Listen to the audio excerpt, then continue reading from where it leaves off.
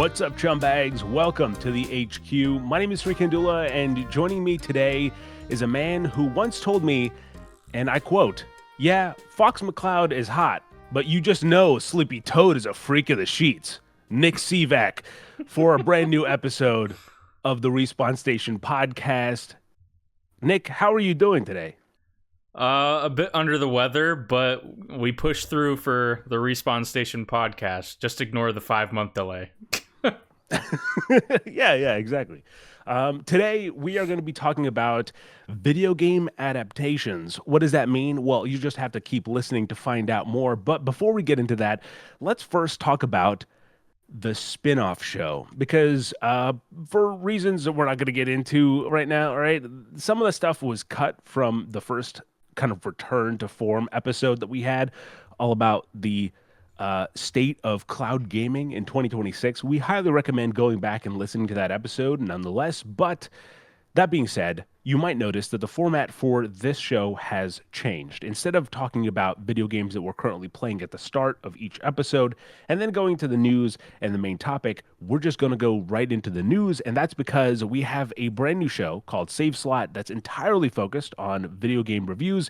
And you can listen to the first episode of that to find out more about it. And by the time you're listening to this episode, the first episode will be out. So you can just hop on over there, listen to all of that, listen to Nick talk about Grand Theft Auto, and me kind of whisper about random kind of games here and there. So with that said, Nick, I don't have a huge question to ask you other than let's talk about the headlines for this week, because we have some interesting ones. Yeah, first of all, I want to start this off with a kind of fun one, which is the super game. Sega, yes, they had long in the works, in investor calls or whatnot, this project that they titled the super game. And apparently it was, I don't think that they ever used quadruple A as a description term for it, but it was talked about with like almost mythical, like, enthusiasm from the investment side of Sega. And it was going to be this massive giant game. And apparently that game is now canceled. Wah wah. So yes. Yeah. Never got officially announced. We never really fully understood what the super game was. It's not the revival games that were announced at the Game Awards a couple years ago, which were like, Jet Set Radio, Streets of Rage, Golden Axe, all those games that were getting which like are new still versions. On. Yes. Yeah. All of those are still in development, but this weird super game project apparently is not going to see the light of day now, sadly. Quick kind of maybe like thought experiment, Nick. What would the super game be? Like if you were presented with the idea of a blank sheet of paper and being like, hey, put down the things that would make a super game, what would that have? I mean, I would say open world as a default, but would that, I think that would make sense. To me, if I were cynical and sitting in the executive's chair pitching the super game, what Nick is already role playing. How do we maximize profits? Well, what I how imagine, many people do we fire? What I imagine it would be something along the lines of like what Fortnite does with all the user-generated game stuff, what everything was supposed to be, or everywhere, whatever that game was that Mind's Eye was going to be a part of. Like these games that are pitched as like platforms that like people create stuff. You could have your open world games built in the super game. You could have your rhythm games, your racing games, all with like Sega assets that, people can, just generate their own stuff with. That's where like my cynical mind goes, is just like a game creation tool platform thing that they can monetize. Sure. And, you can play anything in super game, right? If I were taking a more fun approach with it, open world would be interesting, but I also think it'd be funny. And this wouldn't be what they would do at all. But like, if it was just like they went through the Sega Genesis, the Sega CD, the Sega 32X, and they got like every game, and it's just one game that you buy, Oh, and it's just like you have the sure, Sega sure. back catalog as the Sega Super game. Like, that would be Dang. fun, but there's no way that they'd A, logistically be able to do that, B, technically be able to do that, and C, I don't know why would they when they could just sell them piecemeal whenever they make the different games. Yeah, I mean, in my head, it's probably just a Superman game that everyone loves. Would probably be the Super Game. I don't see what else you could really do with a name like Super Game. But yeah, if I was to try to think of an actual super game, again, we're being pretty nondescript about it because that's pretty much what we have about this game. Hmm. Granted, a few weeks or months from now, there might be a story that's like leaked footage suggests what the super game could be. We are far removed from that.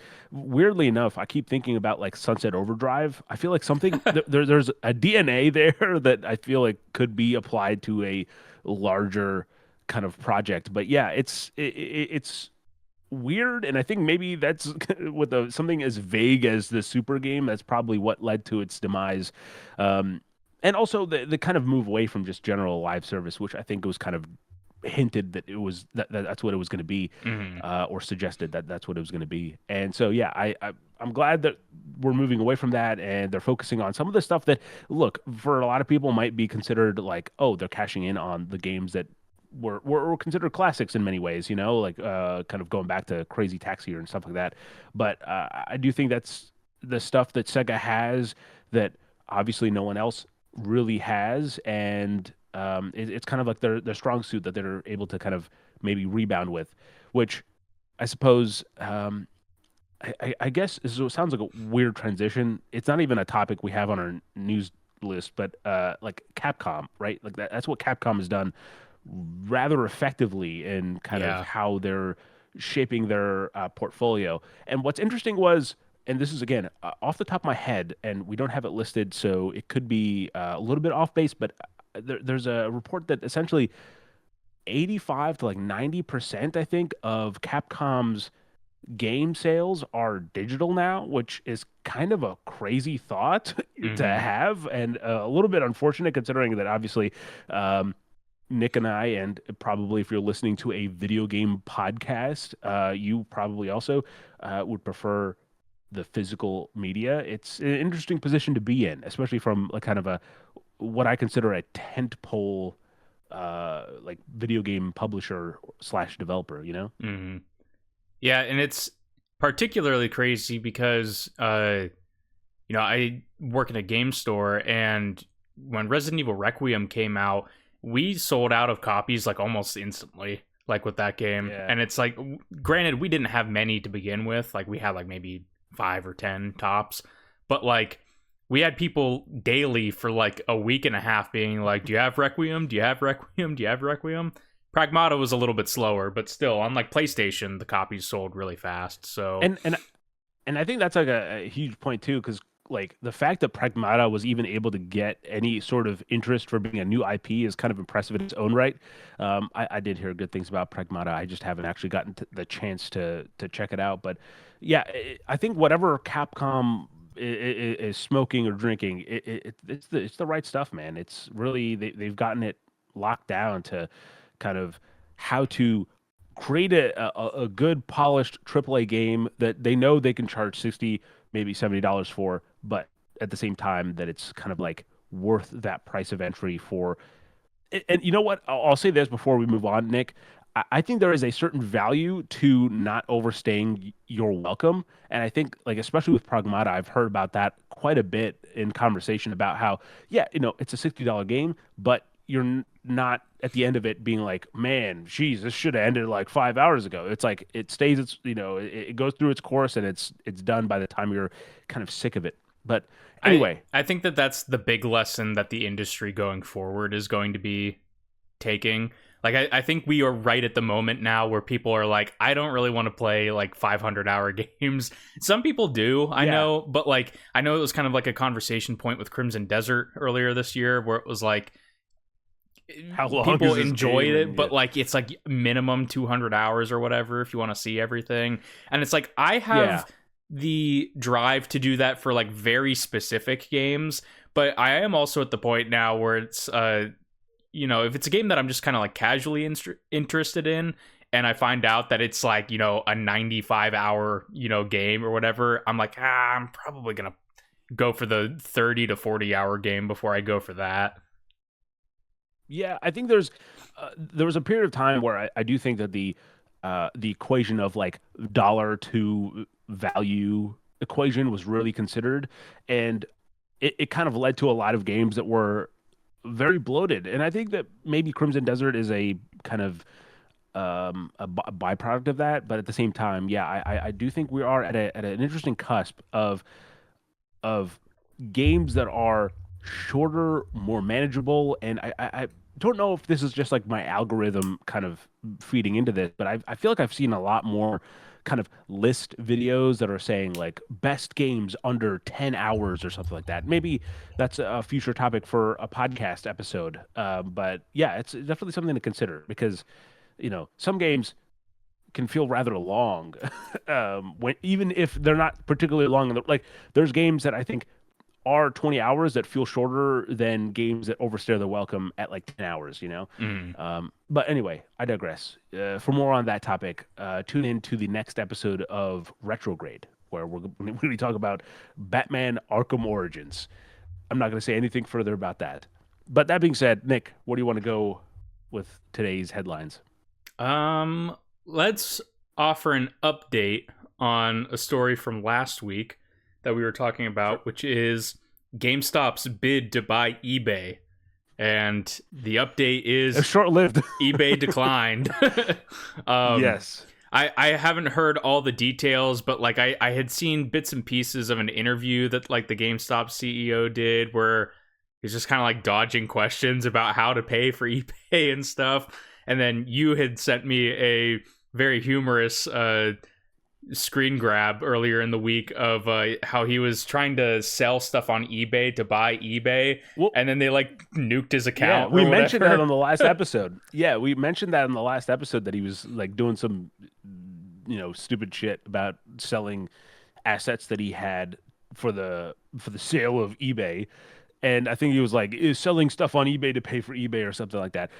And then like literally the next day after we recorded the podcast, he got banned on eBay. So yeah, look, I don't think there's really any kind of surprise that this offer fell through. I think that's better for eBay in general that this didn't happen, Hmm. as we kind of talked about quite a bit last episode. So yeah, it's not surprising. I think they did make a statement that like this was a pretty like undervalued and kind of like offer and not really worth considering. So yeah, I don't think we need to harp on it too much other than GameStop. What the fuck are you doing, dog? It's also, you know what, while we're talking about GameStop, like again, I think we might have talked about it in like last season or whatever, but like GameStop was shutting down their stores, like hundreds of stores around the country. And at the same time, the fucking CEO, who's apparently selling stuff on eBay to pay for eBay, was like getting a bonus for like, improving the margins or whatever. Like what are you talking about? Anyway, I digress, but we're not going to talk about GameStop anymore. Yeah. Anyway, go ahead. Um, let's talk about some interesting dev shakeups here. So, Katsuhiro Harada, who people may Yes. recognize as the main man behind Tekken, always wears the sunglasses. Very funny Yeah. guy. On social media and just a Reacting fun presence to in the fighting game bodacious fan scene. art. Hmm. Yeah. He has formed a new studio with SNK called Versus Studio, which is Yes. really interesting. I've not done much reading into this specifically, but pretty much, SNK, if you look into some of the older games in their catalog, they did have a couple of, SNK, Tatsunoko versus Capcom, which is kind of like an SNK kind of or no, I'm thinking of SNK what is it called? There's an SNK Capcom crossover series that happened on like the PS2 and GameCube kind of era, where it would be, you know, SNK characters, Capcom characters, kind of like Marvel versus Capcom, but you know, SNK and Capcom. And I think that they've had other games like that in the past also. So if you're getting your main Tekken, you know, project lead dude starting a new studio called Versus Studio, the thought process He's going to be making is visual that, novels. yes, he's making, you know, SNK visual novels for people. But yeah, no, it's probably fighting game stuff, which is neat. Both you and I are like very casually into fighting games. I would say it's not really our wheelhouse, but you know, listeners of the podcast will recall our, you know, create our dream fighting game episode that you can go back and watch that. So we dabble here and there, and I think the fighting game scene is fun to. Well, by the way, that is our one podcast episode with a dislike. We've gotten in 3 seasons, we've gotten 1 dislike, and it's that episode. So find out what's so controversial about our fighting game. Apparently, they didn't like PlayStation All Stars or Fallout. Fallout. It's got to be Fallout. Oh, that's great. But yeah, just it's always interesting, I find, when developers that are very much tied to a specific franchise or a, you know, have a very like defined identity with something that they're attached to, end up moving and going to another company or starting their own company.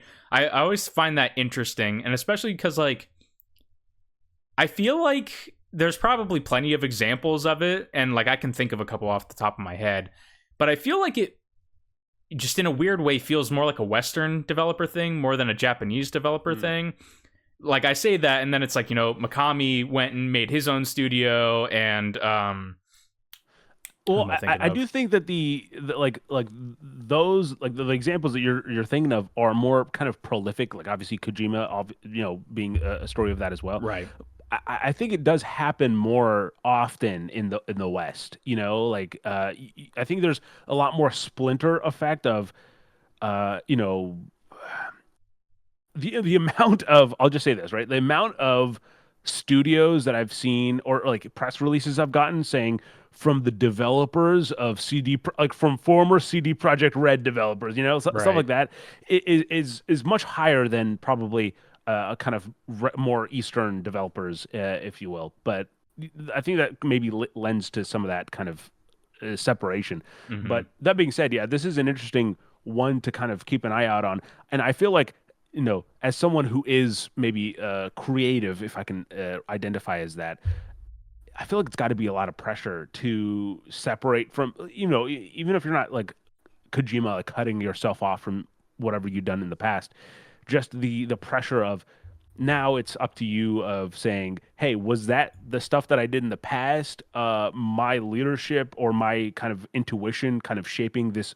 game, or is it actually you know, like just kind of a fluke or a repetitive kind of effort from the team as a whole? You know, it asks a lot of interesting questions and puts some pressure on you as a person heading a studio. But yeah, we do know that he is the Harada is the kind of CEO position of this new Versus studio, so it'll be interesting to see kind of what develops from it. I do think we are in sort of a fighting game resurgence, if you will. I think that with kind of the Marvel game coming up, and how much Sony is kind of investing into this kind of fighting game scene with Evo and everything, it'll be interesting to see how this stuff develops. And obviously Mortal Kombat, which we'll, you know, talk about a little bit later in this episode. For sure.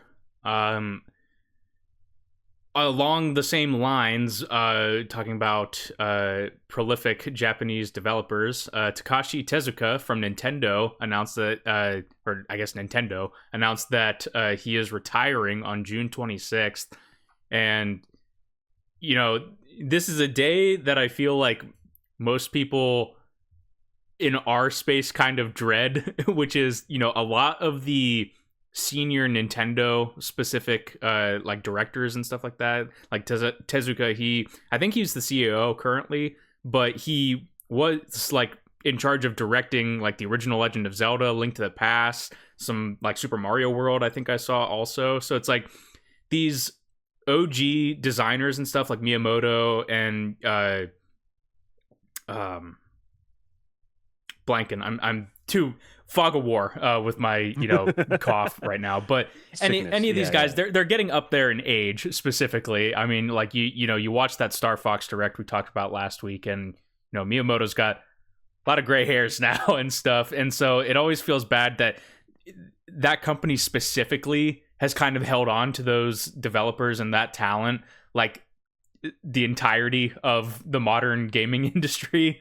And so it's like whenever they start getting to that age where it's like, hey, it's time to retire, it really makes you wonder, like, just how amazing their body of work and their what they've given to the industry and to the art form as a whole. It makes you feel very appreciative that we got to live through that and play a lot of those classic games. But it also makes you wonder, it's just like, okay, what does Nintendo look like when all of them are gone, right? And I think we are getting tastes of that with the Switch 2. Like I recall when you and I were watching the Switch 2 Direct, and it's like had a lot of like kind of no-name people that we didn't really know about that were designers and stuff, which is cool. Like it's cool that they are promoting younger talent and like we hope teaching them the right Nintendo lessons and stuff about how to design games, how to look at the industry, because Nintendo is Nintendo. they're not like anybody else in this industry really. So very happy to see that it is a by choice retirement and not like being like pushed out of the company or anything like that, but it is perhaps the wind is coming where more and more of these Nintendo OGs are going to be, announcing those retirements in the next couple years. Yeah, I mean, it's a well-earned retirement, after a long service. And I think to Nintendo's credit, it is kind of, I think, consistent over the years that Nintendo is pretty good to its employees and in both kind of retaining long-term employees, but also kind of paying off their staff. And I think notoriously, like kind of the CEO being like, I'll take a hit on my salary or bonus so that everyone gets kind of paid and stuff like that. I think that like during the Wii U era, I mean, I think that like that kind of stuff is really telling. And yeah, you are right though. Nintendo is in a very unique place in terms of where its kind of senior staff kind of lie and how much it will be interesting and how much they kind of shape the crowd ahead in kind of this Nintendo Switch 2 era of their history. Or so far, I mean, it's interesting because I think the Switch 2 is not very differentiated from the Switch, and so it really does feel like it is a sequel to the original Switch, but it's kind of just an extension of what we experienced before, just like at a higher fidelity. So yeah, it'll be very interesting to see, and I am looking forward to seeing what this kind of new talent would kind of show, because I do think a lot of them are people who are raised on the backs of these legends, who probably got into video games because they of the former kind of Nintendo heads that started the game. So yeah, very excited to see how it goes, and obviously happy retirement as well, because absolutely, goddamn, you deserve it. Like you said, well earned.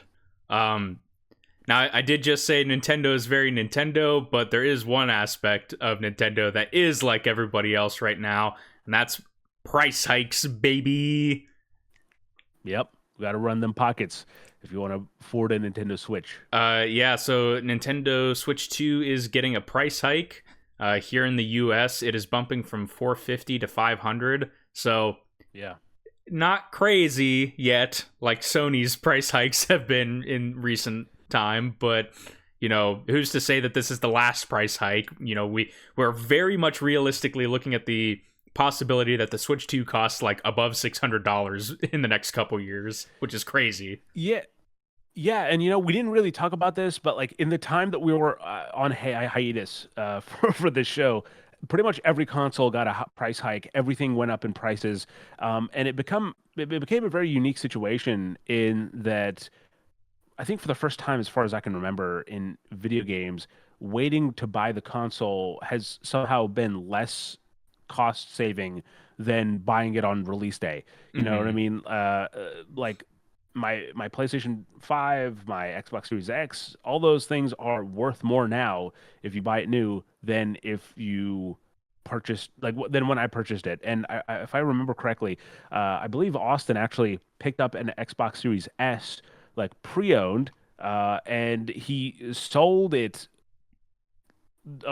for something else. He sold it for a higher price than he bought it because of all the price hikes and stuff. Because that's just how this industry currently is working with all Hmm. the RAM prices and everything being jacked up. It's a weird place to be in. And so yeah, I did see an interview, Nick. I don't know if you caught this one, but it was saying how like this $50 price hike for the Switch 2 is actually not entirely recuperating the costs that they're kind of losing. Hmm. Um, because of all the again the RAM prices and everything like that.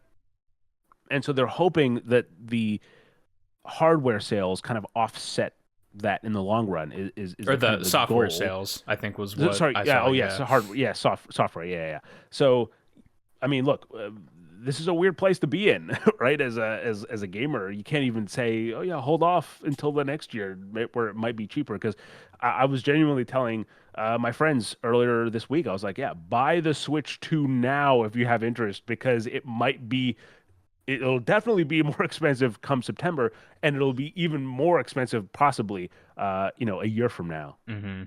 And like you said, it's a very unique situation because that's never been the case. I mean, you could point the Yeah, finger and say like, oh, the Virtual Boy is like, you could buy that for like I 20 do. bucks back in I the do day, point but now fingers at the it's Virtual like Boy. now it's a couple hundred, but like that's, clearly a different thing. That's, it's more of a Yeah. collector's item now. This is the first time that like modern consoles have really just had these dramatic price hikes over and over and over again. So, I I And would be really curious to see if somehow the RAM shortage issues were solved. Like let's say in like 2 months time, they found a new mineral sure, deposit to produce like they eight just find times a the cave full of RAM. Yeah, yeah. they can produce 8 times the RAM that's currently available on the market. I am curious how many companies would reverse course and put the price back down, or if it's just like, oh, I don't know, the cost of development's a little bit higher now, so we're just gonna keep it up there. Like, I'm Yeah, very sure. curious if there is a point in time where some of these prices do come back down, because I'm sure like they have to have data that's like it's too high now, like nobody's buying the hardware. Well, what I'm curious about is kind of I currently don't think that any console be the Xbox, PlayStation, or Nintendo, has any sort of really console bundles. And I feel like this was a huge thing 2 generations ago, where it was like, oh, you want to buy a new console, you had the option to bundle it with something else or pick up a bundle that has the game with it. Uh, Obviously, with Xbox, no one's buying an Xbox, but with a PlayStation, you have the idea of maybe Fortnite. I think there's a Fortnite bundle for for PlayStation. But either way, like you're not like as far as I know, there's not readily available bundles with the PlayStation 5 that is uh Marvel Spider-Man 2 or Soros or any kind of big tentpole releases. I think back a few years ago there was one because Alexa bought a version that had God of War Ragnarok or something like that on it. But Hmm. either way, it's not a lot of heavily accessible console bundles. And with the Switch 2, you have I almost said Monster Hunter World, Mario Kart World. And I think there's like certain countries now are rolling out like build your own bundles where you can either get World or Super Mario, I think, right? I Or think I saw Pocopia. it was Pocopia, Mario Kart, or Donkey Kong. You could choose between. Oh, Donkey Kong, sure.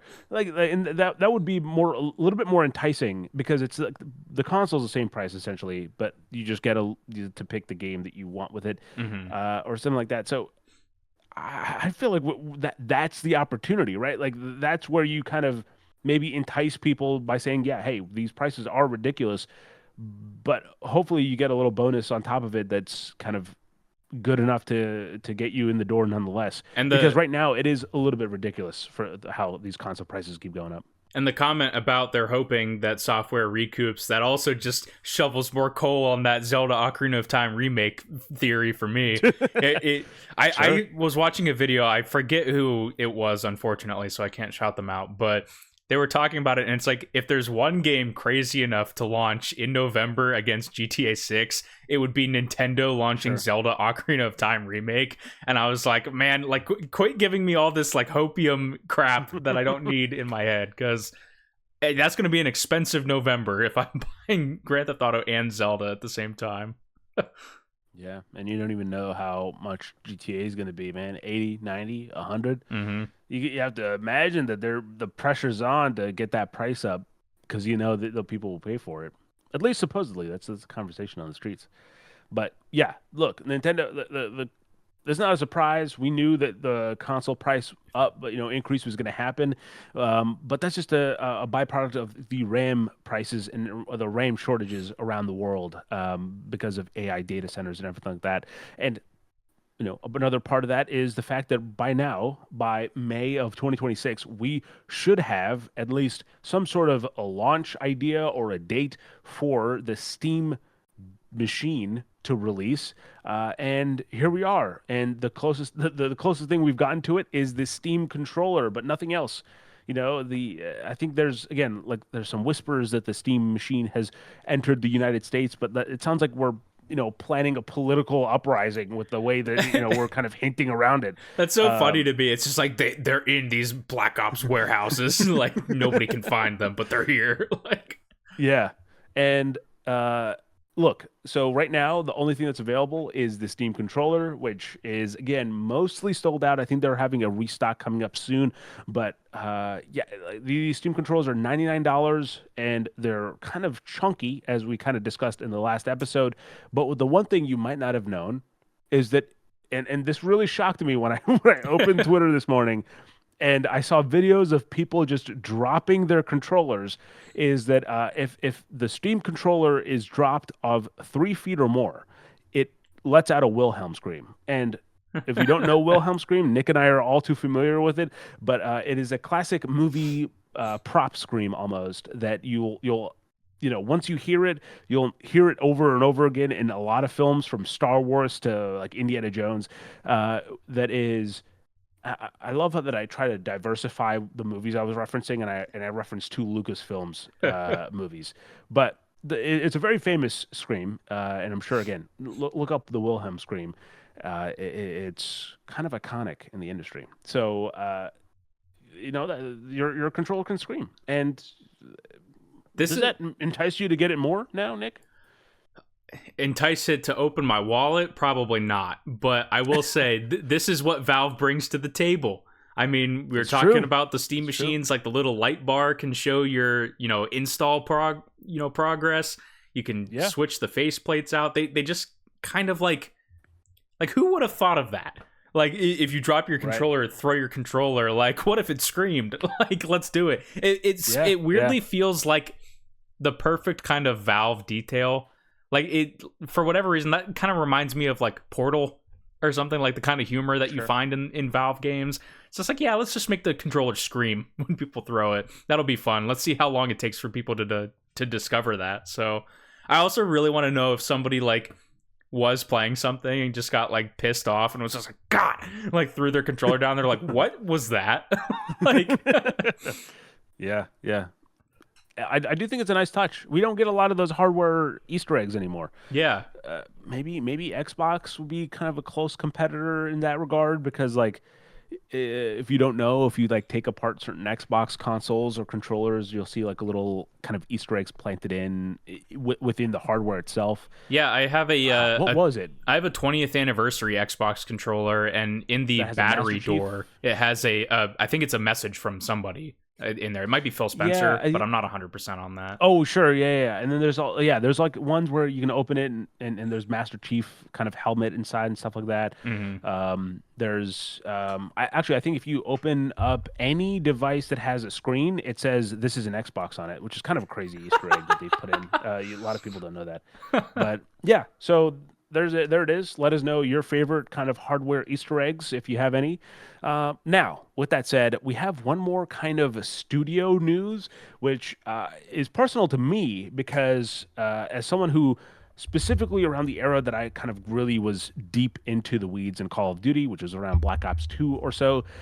David Vonderhaar is kind of a legend. I do think he is one of the big names in the video game industry, where even if you're not really familiar with like video game personnel, he's a name that kind of transcended the regular kind of understanding of video games. And I think part of that is just that he was vocal. This was around the time that like being active on Twitter was a thing, and it wasn't entirely toxic, maybe to the degree that it is now. And so David was like kind of a very vocal person. He was in charge, I believe, primarily in multiplayer, and he was kind of like actively talking to the community and taking feedback and giving feedback. And so he's kind of very popular, at least for me and kind of people in the circle. I don't know if did you know about Vandahar as well, Nick? I had heard the name, obviously. Black Ops 2 was around the time when I was getting out of Call of Duty, but I definitely remember hearing about it. Like, I'm pretty sure he was on like Black Ops and stuff before that, also, like the first one. So yeah. I had heard the name, so he's pretty minorly. Now, he is no longer working on a Call of Duty game, but he has his own studio called Bullet Farm. Now, Bullet Farm initially secured funding from NetEase, but it turns out that the studio lost that funding. And now a private investor group has funded the studio. So Bullet Farm is still working on a quote-unquote shooter title that isn't a normal military style game, and it's expected to be ready within the next 3 years.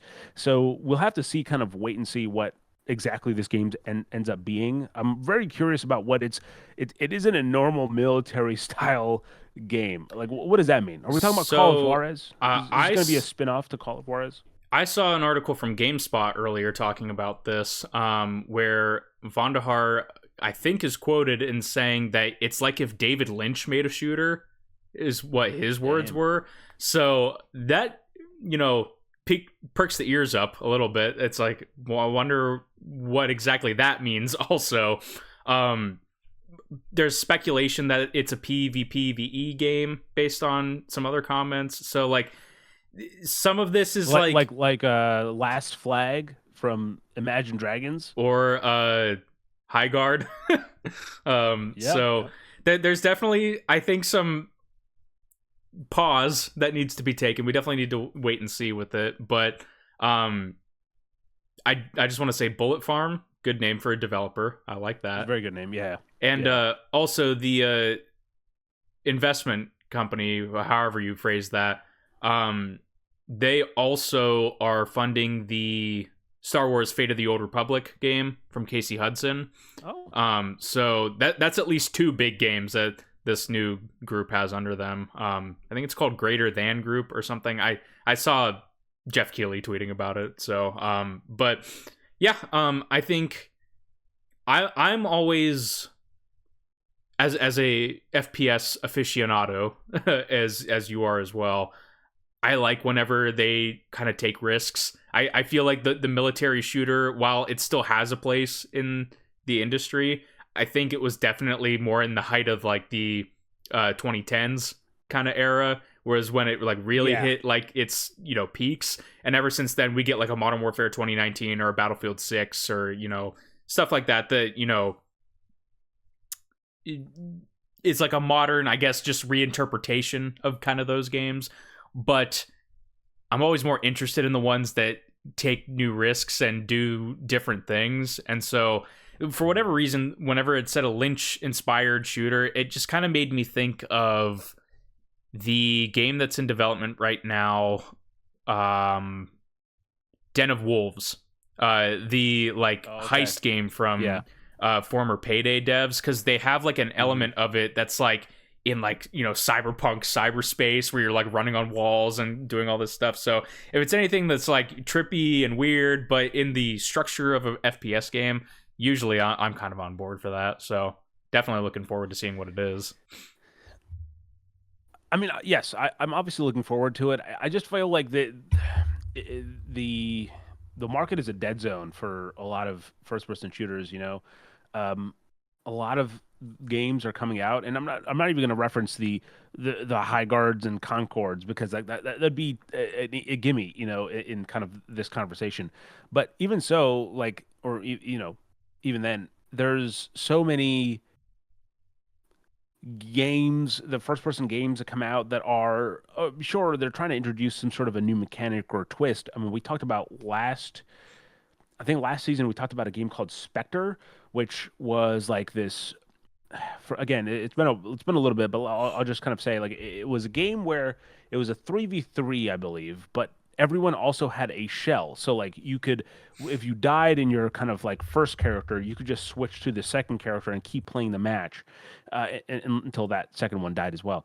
And like that one died, and like the pretty like within the season, like it was at some point in the season we talked about that it came out, and then by the time the season ended, the game had closed.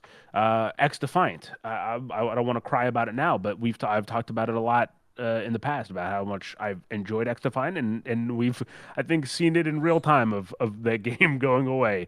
So Hmm. it is no I don't really know what the winning formula is because even Battlefield 6 has this repertoire for being a successful first person shooter, I suppose, especially in the modern standards, where kind of everyone's kind of trying to compete with Call of Duty, especially for a big blockbuster release. And yet, there's kind of this conversation that Battlefield 6 player count is dropping or whatever, and the people want more maps than is actually coming out with the game.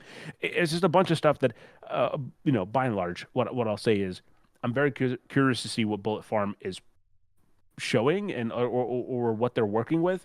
Weirdly enough, though, because you mentioned it, the one thing when I read the thing about how it's like a David Lynch type game, Hmm. I actually think about like Black Ops 3. I don't know if you've played that, but like, do you remember the multiplayer maps where like you would look up and there'd be another map kind of going off to the side?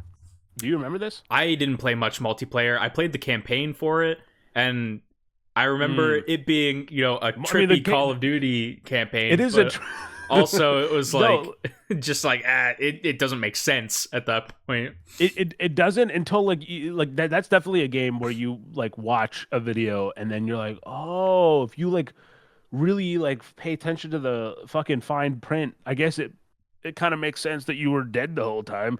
But yeah, no, the multiplayer is like there's a map where you spawn in, and to your like one side of the map is just like an inception level of like the fuck, I just hit my mic. But like it's just the map continues, but it just goes up into the sky. So there's Hmm. like a kind of a crux point, I suppose.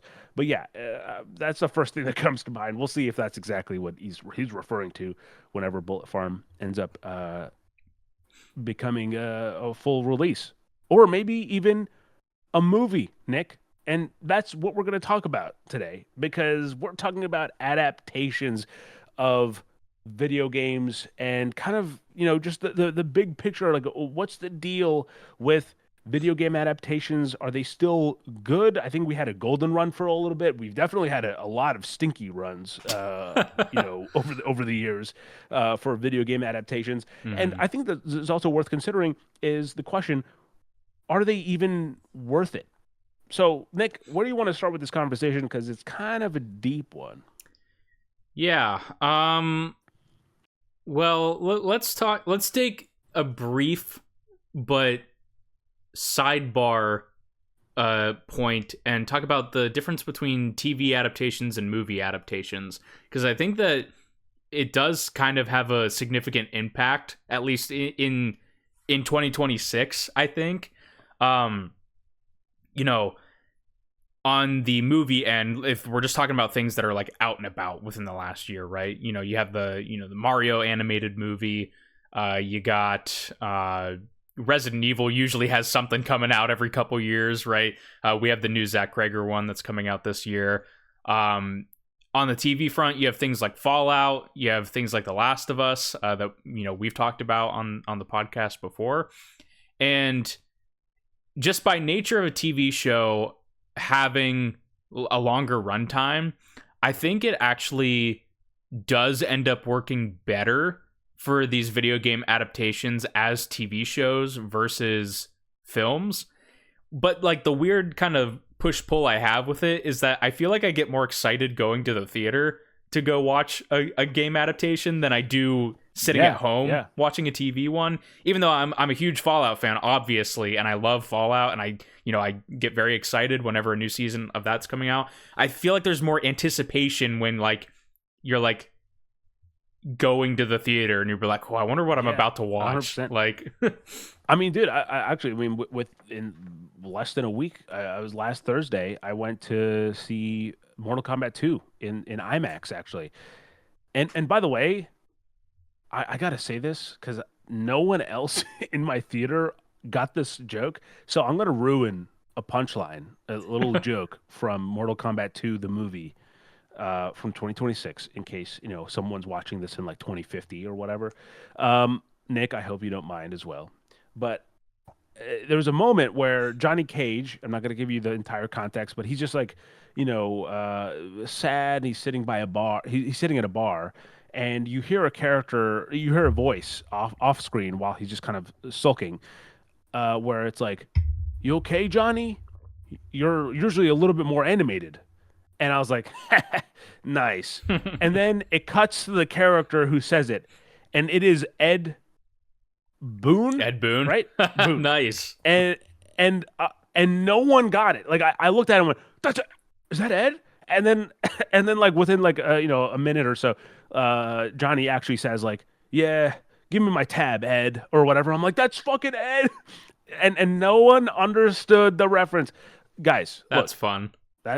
It's a good reference, and as a whole, if I'm inserting a little movie review for Mortal Kombat 2, I don't think it's quite as surprising as the first one. I think the first Mortal Kombat movie really caught me off guard of like, oh, this is actually kind of enjoyable, and it's like funny, but like the action's really sick, and they have some good payoff moments. This one really just felt like a continuation of that in terms of like the same things you saw in that first one, they continued here. The jokes didn't quite work as well for me, but when they were, when they're funny, they're funny.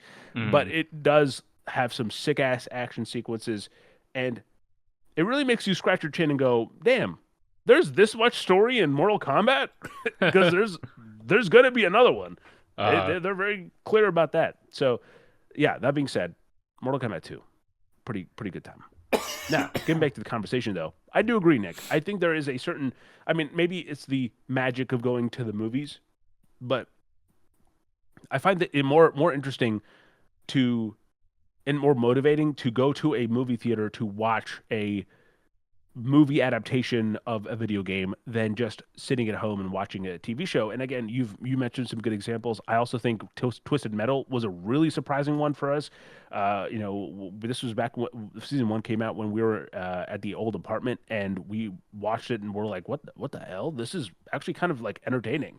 And so it's a different adaptation. And I think maybe to kind of talk about the conversations, right? Like, what is that ideal adaptation for you? Is it because what I mean by that is there's different ways to approach an adaptation, right? There's the adaptation that is, we're going to take the story plot for plot or beat for beat from the video game and adapt it into a 2 to 2.5 hour movie and present it to a live action audience. And there's also like the idea of this is I guess maybe like Last of Us would be a close example of that. And then there's adaptations that are, this exists within the world that we're presenting, but it is, or within the world of the video game, but it's its own kind of thing. It's kind of developing its side plot in its own way. again, Fallout being an example of that. Mm-hmm. And then there's also like the things that are like, yeah, this is in the video game, or this is inspired by the video game, but it's kind of like its own thing. You know, it could have elements from the story of the thing. It could have names and references to the thing, but it's like really just kind of its own thing. And that's, I think, a lot of the Resident Evil movies were kind of like that, Right. where they didn't really seem to care about the source material. They were just like, yeah, that name Jill sounds good, sure, yeah, okay, and then they'll kind of do whatever the fuck they want with it. And I do think that that's actually kind of what we're maybe leaning towards in the the Resident Evil movie. I think that's like with Zach Krieger. I think that's kind of what that's going to be. I also think that's kind of what the Elden Ring movie from Alex Garland is going to be as well. So where do you lie, on that spectrum? Considering that pretty much everything I've mentioned, you are a fan of. Yeah, I'm of two minds of it. Like, I think as from a fan's perspective, so like I'll take Fallout as an example. I really like what they've done with Fallout, where it is set in the world. Obviously, it has all the visual iconography, the soundscape. It is set in the world of Fallout, but they're telling their own story that's unique. So it's not adapting any game story one to one. I think that works really well for Fallout. A, because I don't think that the game stories really are that great. Like if I were going to like sit down and tell you the plot of Fallout 3 or whatever, like I don't think it's like that great of a story. The world is the main character of Fallout, and it's the world that they got right in the show, in my opinion. There's lore people will come at you and be like, the Legion is too small and they wouldn't put a camp there, like in between a valley or whatever. Like that stuff I don't really have much thought for and don't really care. It's the vibe and the feeling of the world that they got so strong, and that's what I think the TV show works really well with, right?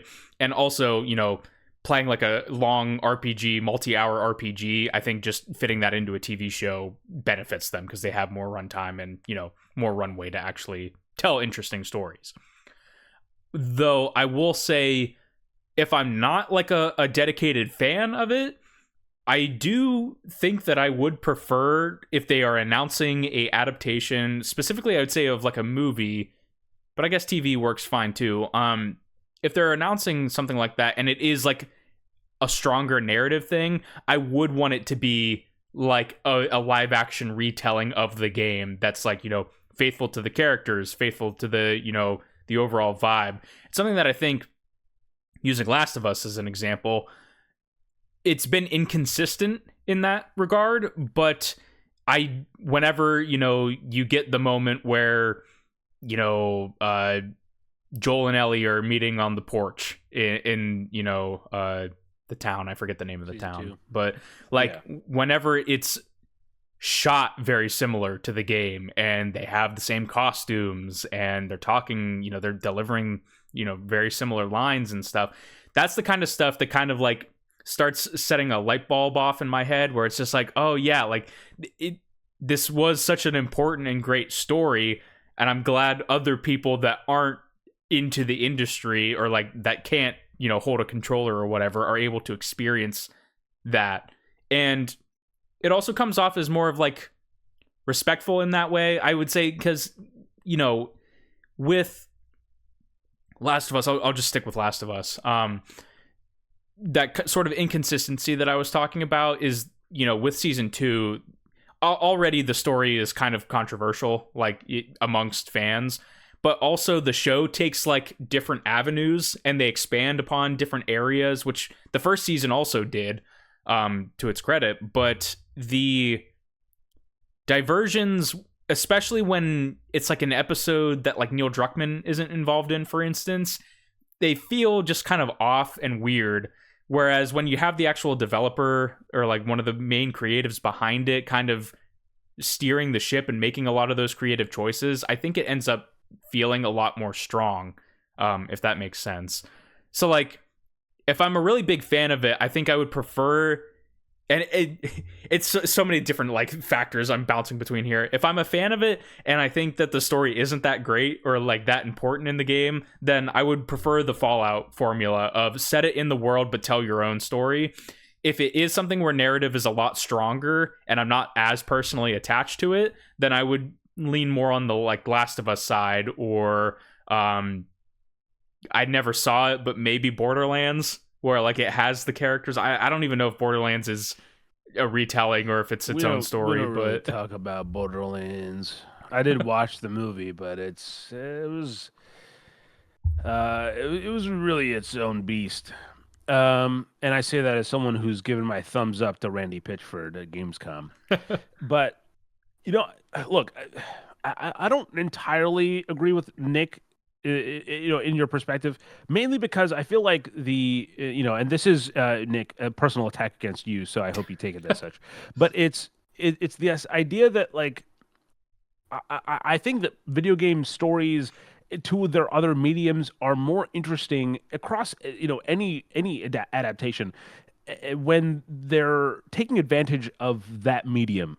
You know what I mean? Like, so for example, between TV show and movie, they're both a similar medium in terms of like the way they're presenting the story versus a video game where you're kind of putting the story, the way the story is presented and everything in the player's hands a little bit more actively than in the movie or live action adaptation. mhm. Uh, so look, right, like obviously I'm biased about this because the short film that we made, I mean, Nick and I finished it together. What Remains started out as a Last of Us kind of universe film, and it's diverted a lot since then. But like the core inspiration for that, and I think that that's kind of stayed true to the final product that we made, is that it's kind of the core values of what The Last of Us is. And I think that's why I don't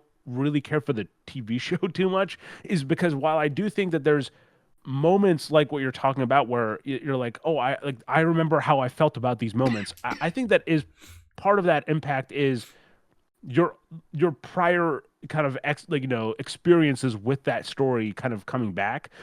Sure. I find by and large a lot of the stuff that the interesting stuff that the Last of Us TV show does is interesting. Like the whole spin-off episode that they had with Nick Offerman and everything, that was not in the game, but like that was perhaps the most interesting part of that show, where even as a fan of the video game, you're like, oh, that's very like, oh, I see what they're doing here, and it kind of is a unique perspective on the same universe that they're working with. At the same time, I think that the changes that they made are like fucking weird, like for no reason, like the way that the whole kind of the logic of the world has kind of evolved. It just doesn't quite make sense. And so for them to say that it's like sort of the same thing, but like it just kind of feels like you're getting half and half, like you're not getting the full faithful adaptation, and also not getting the full kind of like, hey, here's an original story, which I do Mhm. think that Fallout maybe has a little bit more of an edge on, because it's like sort of like its own thing, while still having those fan service moments of at the end of season one having New Vegas skyline and being like, that's very distinctive and you know exactly what it is. Mhm. Um, but even if you're not a fan, you're like, whoa, what the fuck is that? And then it ends. I think that kind of stuff is a lot more alluring. But that being said, speaking of adaptations in general, I've been reading. Look, I've been fucking knees, balls deep, whatever you want to say, into Batman, everything. So I've been obviously we're playing Arkham Origins. I've been reading Batman comics. I've been watching Batman animated movies, and that like this topic has weirdly been on the top of my mind because I've seen so many different variations of this character across these different mediums. And what's so interesting is, I'm reading.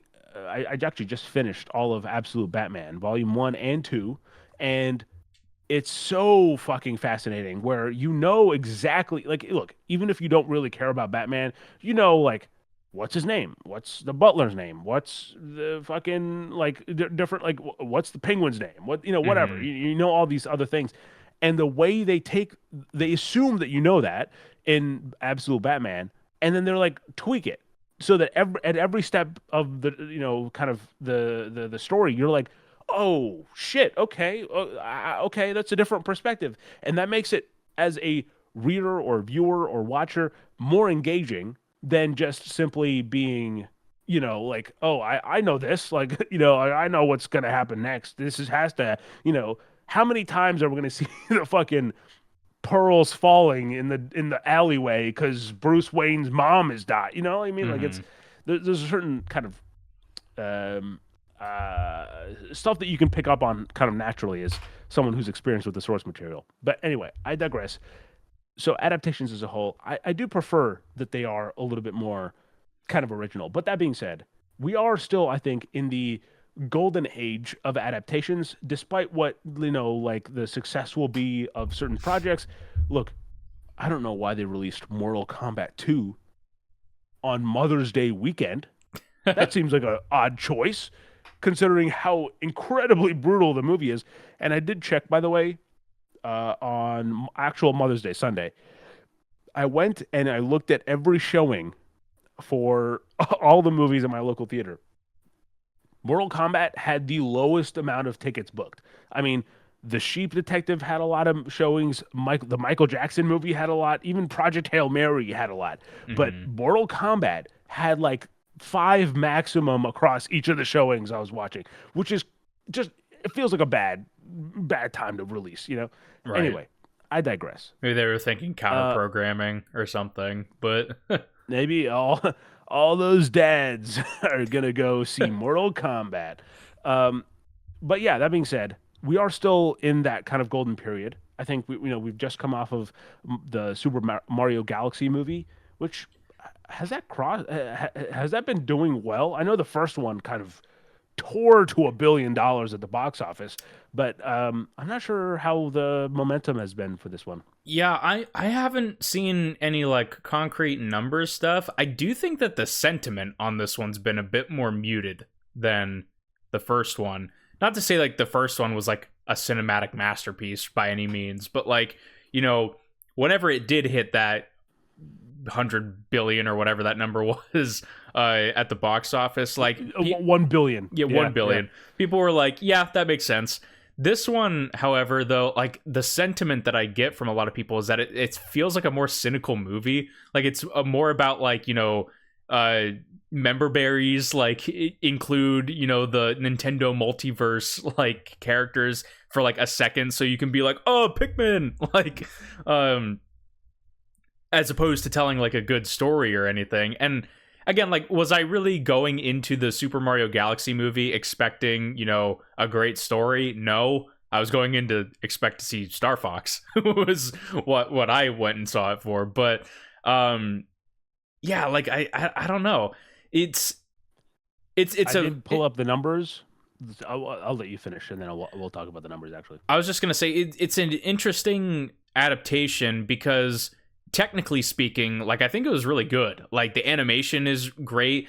Oh yeah, for sure, top notch. I mentioned it in my Nick 64 intro when I was talking about the movie, where I was like, my only real like big criticism of the first one I had was the weird needle drop like pop songs and stuff that would come up. And this movie had less. It still had it, but it had less. So I was like, that's an improvement in my book. So they let the Nintendo music shine more. The animation was crazy. The performances are like good. Like I don't think they're like incredible, but no, nobody gave like a bad performance, I would say.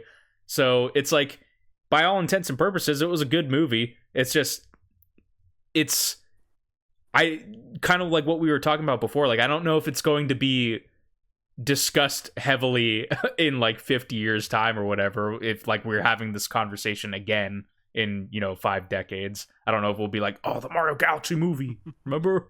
Like, Yeah. Well, so I guess since we're talking about it, my thoughts on the Super Mario Galaxy movie, which we watched, like it was myself, Alexa, Austin, and Brittany. We all watched it together in like a D box or something like that. I don't know. The seats moved or something like that. It was just a big screen as far as I was concerned. Um, I thought it was like uh surprising that in the second movie in this universe, and I think Nick, I might have texted you this, but in the second movie in this universe, they've kind of been like they're ramping up the stakes, like it's like Infinity War. They're like really trying to get you to the like, yeah, this is going to be a big thing coming up or whatever. Which I thought was interesting. To quickly talk about numbers though, so this is according to Game Rant, just a few hours ago, as of when we're recording this. The Super Mario Galaxy movie is not only the highest grossing film in the United States for 2026, comfortably sitting at a respectable $413 million box office gross. It is also globally, the film has grossed, has become a record breaking hit with a cumulative box office sales reaching $941 million. Well, specifically $941 million, 362,225 dollars. So pretty well on its way to a billion. Mm-hmm. That being said, I think that it's sort of a different demographic, in terms of like what it's reaching for. But that being, overall, it's still like a very impressive video game milestone. And I don't think, personally, I don't think this is a number that's going to be attainable for Nintendo to hit consistently. Not across the Super Mario movies, but like we know we have the Zelda movie coming out next year, I think, right? Yeah, I think next year, which May or March. I put a pin in because I definitely want to circle back to talk about Zelda in a second. I just don't think that we're like these numbers are attainable for a live action movie. I think it is literally the fact that it is a Mario game and that it is animated and it has these specific kind of attributes that leads to this movie being as successful as it is, because a parent who grew up on Mario can bring their child to the movie and the child can have just as good of a time as the adult in this specific instance. Mm-hmm. Whereas I don't think that'll be the case for again, the Zelda movie. But that being said, there are quite a few adaptations still coming up. I don't know if you want to get into that, Nick, of like what's kind of on the docket still to come out. Yeah, let's do. Yeah, we can talk about that, and then we'll hit Zelda when it inevitably comes up. So, right, yeah. We do have a handy article from IGN here that's talking about all upcoming video game movies and TV shows. If they have release dates, they have them here. So shout out to IGN and Adam Bankhurst here for putting this together. Mortal Kombat 2, you talked about. I think I am going to go see Mortal Kombat, actually, but I haven't made plans to do so yet. So it definitely feels like it satisfies the itch of Mortal Kombat, and it did have me after the movie being like, do I want to install a Mortal Kombat just for the hell of it? Because there's parts of it that are like, oh, this is Mortal Kombat, where it is a fighting game of two people in a really cool map just duking it out, Mm-hmm. And yeah, and it has some surprises in there as well. They're getting their money's worth out of that original song, though. I hear that in like every trailer of that original movie song. Absolutely, yeah. Resident Evil. We can touch on that right now. This Zach Krieger one. I don't think we shared our reactions to it. Did you? I'm guessing you watched the trailer. Yeah. This one is interesting to me because, I'm not like the biggest horror guy. Like when we were in college together, we went and saw like some stuff. But like, am I ever jumping out of my skin to go and be like, oh, I want to go see a horror movie? It's very rare for me. Resident Evil, I do make some exceptions, but I'm more so meaning this in the Zach Krieger part of that, where Barbarian and Weapons were two like horror movies that Did you watch them? No, I've not. So I don't have any sort of frame of reference for his body of work, but my good friend has watched them and said that they were very good. Highly recommend watching at least Barbarian. Weapons is like its own thing, but Barbarian is like undoubtedly like one of those movies that will make you go, oh fuck that. It's definitely worth watching. And so like it's I think an interesting project from that perspective alone, especially because the last Resident Evil's never had like a very concrete adaptation where it's been like, this is amazing, right? Like the only one that I can really speak to was a couple years back. I went and saw Resident Welcome to Evil: Welcome Raccoon to City. Raccoon City, and it's I like agree. that was sort of what you were describing before, where it's like kind of like a half measure one, where it's like there's definitely like iconic stuff from the games that you see, and it's like, oh, it's the RPD, like that is the lobby Yeah. of the RPD and stuff. But then you're like, that Leon is not Leon, and so Yeah. uh, Yep. this is more so going in the Fallout direction, I guess, where it's like it's its own unique characters and stories, but at the same time, like you kind of watch bits of the trailer and you're like, is this Resident Evil? Like they have like shots where it's like, you know, opening drawers looking for stuff, and it's like that's Resident Evil for sure. Opening the gun and it's empty, Mm-hmm. you know, or like lugging around a fucking giant med pack. Yeah, And absolutely. There's elements of Resident Evil. that's kind of what I'm excited to go into the movie and see. But then there's also just like this other stuff, other like weird visuals and stuff, and it's like I don't like somebody. I was again watching on like a YouTube video or something. Were you thrown off by the Harkonnen, the fucking being in the sewers? There's been some great memes of the people like superimposing that over like something. It's like when you're watching a movie with the, you know, the curtains open and stuff, which is really funny. But the person suggested that like, was this just a movie that was not Resident Evil that they put Resident Evil on? And like, I've just like not been able to shake that when like rewatching the footage, where it's like, was this just supposed to be something else that they're like, yeah, we can like do some reshoots and get some Resident Evil stuff, and it's like, it's a Resident Evil movie. Like, I don't know. See, well, first of all, I did watch the trailer. I didn't find it very Resident Evil-esque, but I will say that to kind of go back and kind of address the point that we were talking about at the top of this specific conversation regarding video game adaptations, I do think that it's a case by case basis in terms of at least genre, and I think like the way you'd approach a horror game adaptation would probably be different from how you approach an RPG. I do think that again the Fallout method of it's a big RPG, so we kind of have this a season of a TV show. I think just naturally just lends itself better that way, you know. But specifically, like if you're approaching a horror adaptation, and I say this as someone who, like, look, I've written several pitches for Resident Evil movies, and you know I have all that stuff and tucked away. Uh, I do think that the approach for a horror movie adaptation of a video game is different because I think ultimately, and I think a lot of the Resident Evil movies and just kind of these kind of in this space, the movies that miss, is that I feel like the goal, like the goal isn't being like, man, there's Jill's outfit. That's Resident Evil. Mm-hmm. It's the experience around it, you know? And I think that's what it's missing. And I think that's hopefully what we'll get out of this Resident Evil movie. Because for me, whenever I think about, if I'm adapting a Resident Evil movie, which again, I have thought about this thing, all right? And it's always been, how do I make people who are watching the movie feel as helpless and kind of like, oh, I'm in too deep, as you often feel like when you're playing Resident Evil, where you're like, fuck me. Like, oh, I'm out of ammo. You know, like the desperation that comes from naturally, like, even if you have for a moment of like, you know, you have an advantage, you have the Requiem and you use it once. And then all of a sudden you're like, fuck, it's gone.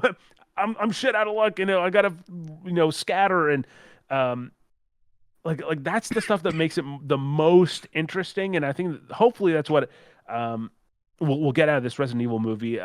Speaking of kind of, I guess, comments that you saw that really that stuck with you about this movie, I saw someone say that the Resident Evil movie feels like it's the story about like one of the dead bodies you'd find in a random corner of the video game. That's like, kind of a fun read on it. That would be kind of what I would want from it. It would be like, how did this guy end up here? You know, and you have maybe a story of just like, yeah, it's a dude got stranded, bad timing, worse luck. So, and I will say this one as well.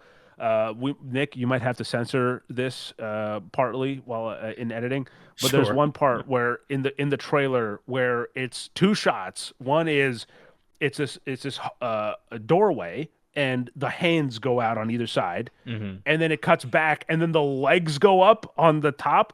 And someone said, "Yeah, I'm wasting no time. I'm myself right away."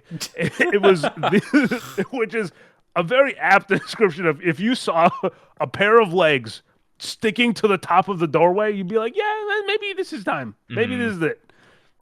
Anyway, Resident Evil is also such a hard thing to do an adaptation, I think. Like, to give the movies credit, because, like, you'll get playing the games, mind you, like, take the movies out of it. You'll get something like Resident Evil 7, where it's like, I'm sneaking through this, like, weird bayou house. It's creepy. It's disgusting. I'm scared for my life.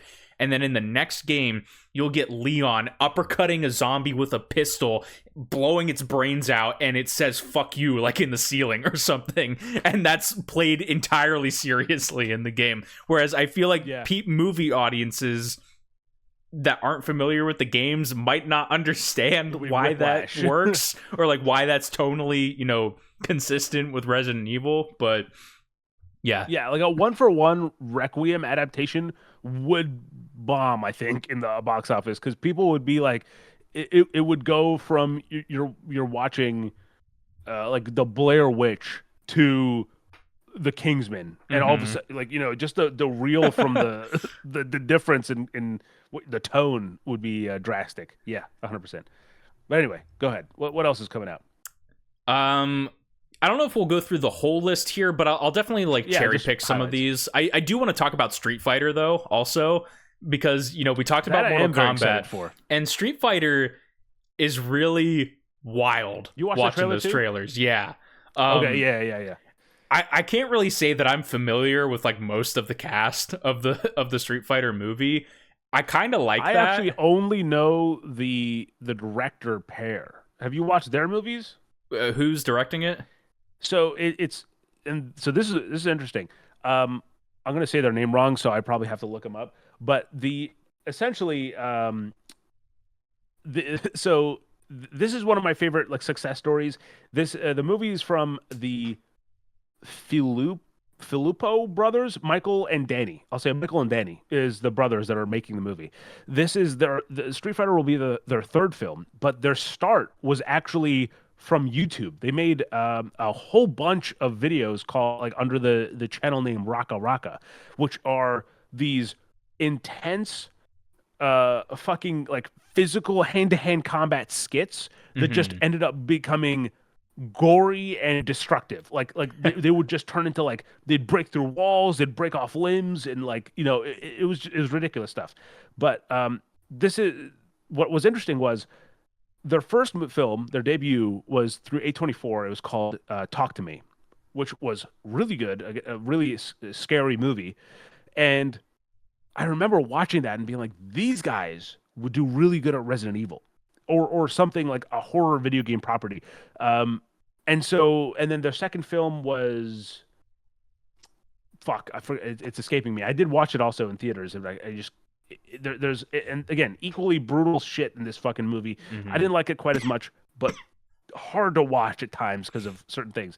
Sure. And then all of a sudden they're working on this light-hearted, sort of bright, colorful movie called Street Fighter. So very curious to see how it goes, but just the fact that they are in charge of it, like kind of designing some of it is awesome. Because again, as someone who's watched their skits, the way that they incorporate the physicality of the environments into the action is exactly what you expect from Street Fighter. Like Hmm. the way the combat will kind of break cars or break through walls and shit like that. That is exactly what you kind of hope to expect from this movie. And And I think the movie trailer was pretty good too. yeah, Street Fighter is interesting. This is a part of the conversation that we haven't really talked on. I don't know if we necessarily have the time to do like an in-depth discussion on it, but over time, obviously, you mentioned it before, like we're kind of in a golden age for adaptations. Not always the case. Obviously, go back 2 decades and, adaptations were One decade. weird. They still are weird. Like, it's definitely not quite to the point where like MCU was in its height, where it was like pretty much everybody was excited about every movie coming out. Like, there's still quality disparity with video game adaptations. Street Fighter to me, and I do think that this is intentional. I think this is intentional on the the filmmaker's part. It feels like a movie that would have come out in like 2004, but with the modern day like production value of everything and like the visual effects work and everything. Like, I mean, there was that. Was it 90s Street Fighter movie that came out? There's also like an animated movies and stuff like that. Oh, so yes, yeah. You're like right. It's just like from the cast, like the costuming looks so weird, but it looks on point for Street Fighter. Like I feel the Capcom DNA more in the Street Fighter movie than I do in Zack Krieger's Resident Evil, if that makes sense in a weird way. Sure. So, but again, I think you'd be tapping into different things. I think as when you're looking at Zack Krieger, you're like, oh, I see your track record. Your last two movies were rather notable horror hits, so we'll kind of let you define your own kind of mark for it. Whereas, and also in a franchise that's been adapted multiple times, I have a Blu-ray on my shelf that is actually I have two Resident Evil box sets on my shelf. One is the movie live action movie series, and the other is a triple feature of animated Resident Evil movies. I have to watch it. I'm hoping to get to it before the live action movie comes out, but Resident Evil has been very adapted to movies, and also I think last year there was a TV show as well, right? Like as a Resident Evil Netflix show or something like that. I have no idea. Which, yeah, I'm pretty sure it had Lance Reddick in it. Rest in peace. Awesome. Oh, I do vaguely remember that. Yes. So I blocked that out of my memory. And so I do think it's like, trusting the Zack to be like, hey, here's, your take on this property. Whereas with Street Fighter, it's like, hey, this needs, we're trying to bring it to life in a faithful way. And I think that the Mortal Kombat movie from 2-3 years ago doing so well is kind of like, see, it works. We just need to kind of capture some of that energy into this. I think it maybe informs the decision a little bit more with this. So yeah, very, very interesting. I am very excited for Street Fighter. I have no idea if it's gonna be good, but I am excited to go see that one for sure. So yeah. Let's any other spotlights from the the next year or so of. I briefly want to talk about Sonic 4. That's coming out in March 19th, 2027. Yeah.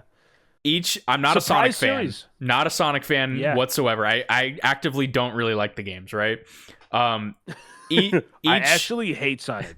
Each of these Sonic movies has gotten better than the last, I think. Yeah. Which is crazy. Especially considering that it started out with that like infamous teeth meme of how Sonic's just looks fucking janky to what it ends up becoming. Yeah, it's a very surprising. I completely forgot about it, but yeah, you're right. Sonic is a very surprising video game adaptation. They're fun, and it's like they kind of have that Capcom sense of humor too, where it's like I always think back to the first movie where there's like some crazy dude in a bar that holds up the picture of Sonic, and it's like just like having the recognition to like incorporate some of that stuff into the movie I think is fun. And like you go to it kind of like you would go to the Mario movie, because like you want to see Sonic, right? You want to see him run fast and like have action scenes around that.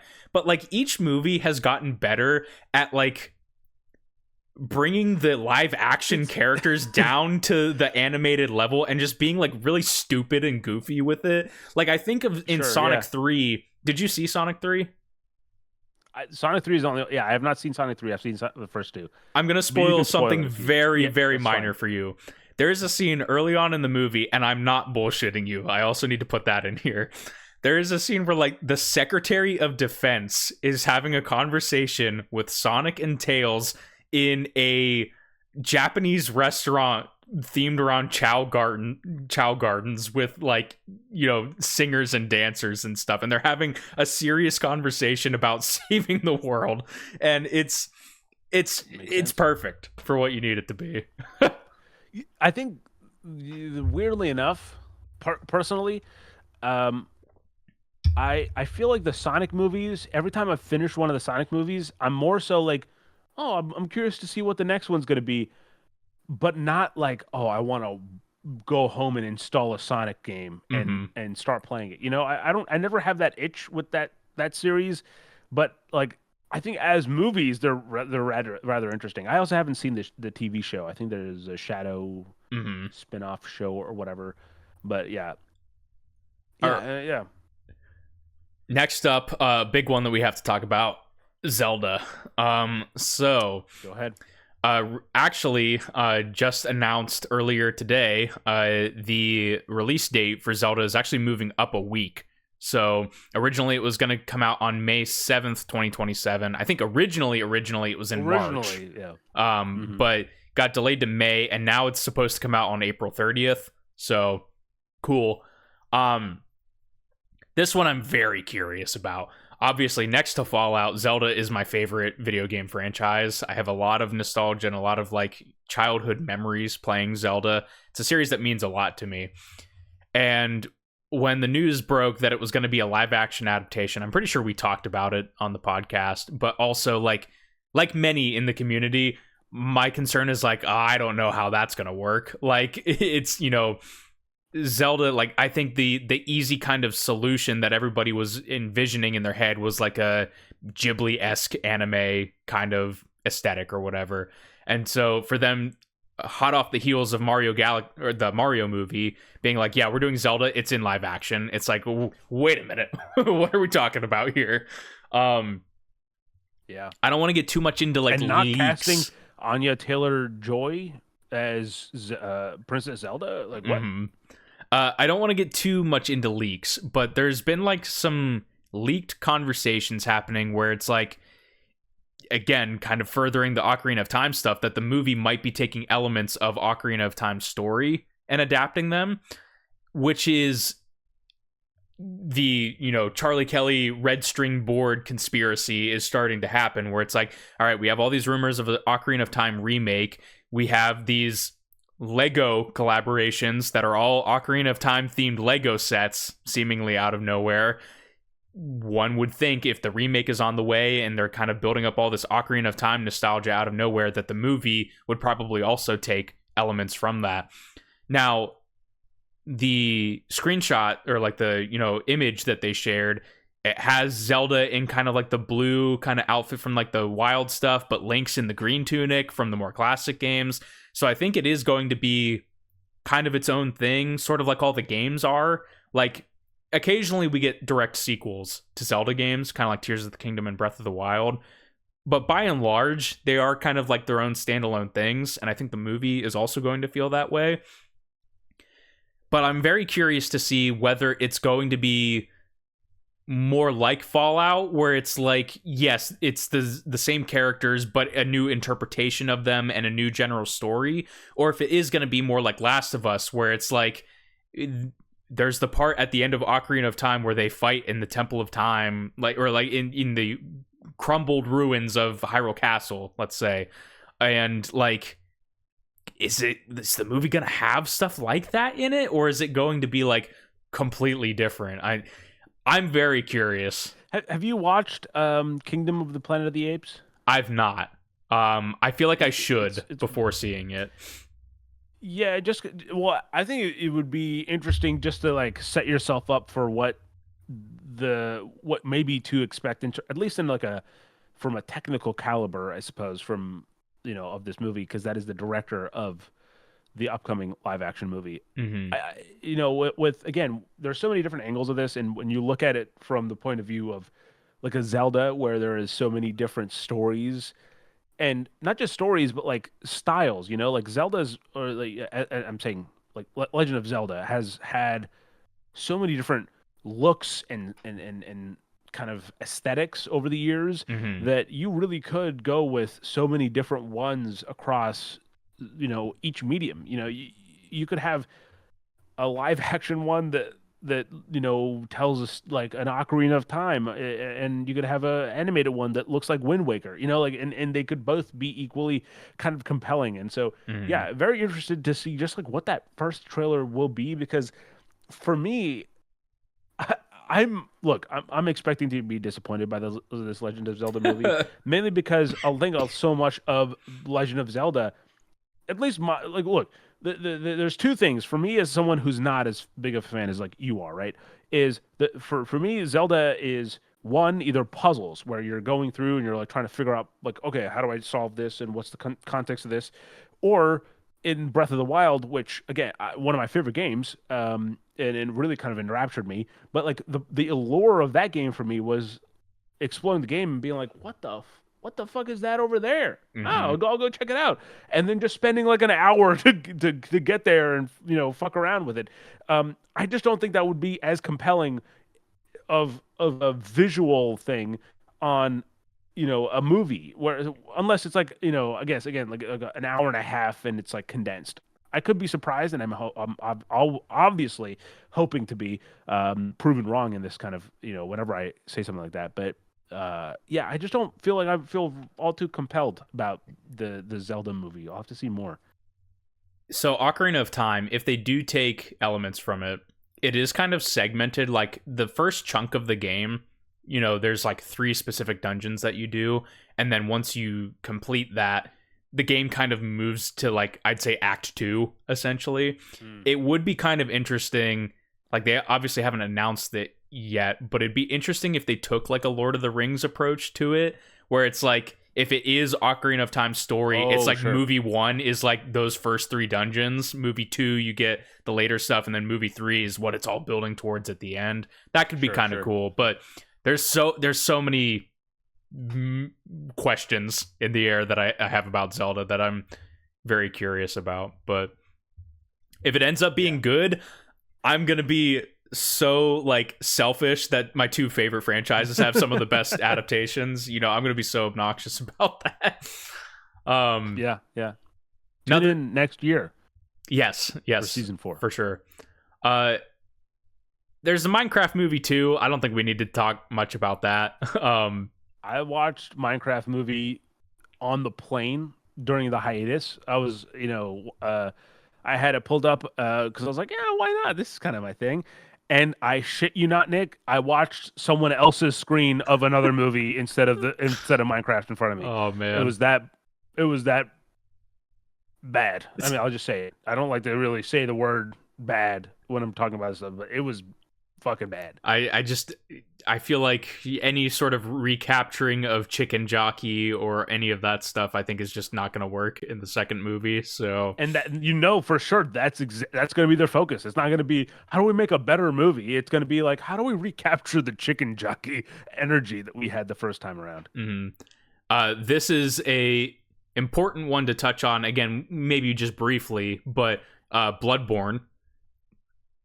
Yeah, Bloodborne, yeah, yeah. Sony, FromSoft, not doing anything with Bloodborne forever. Out of the blue, a couple weeks ago, animated movie.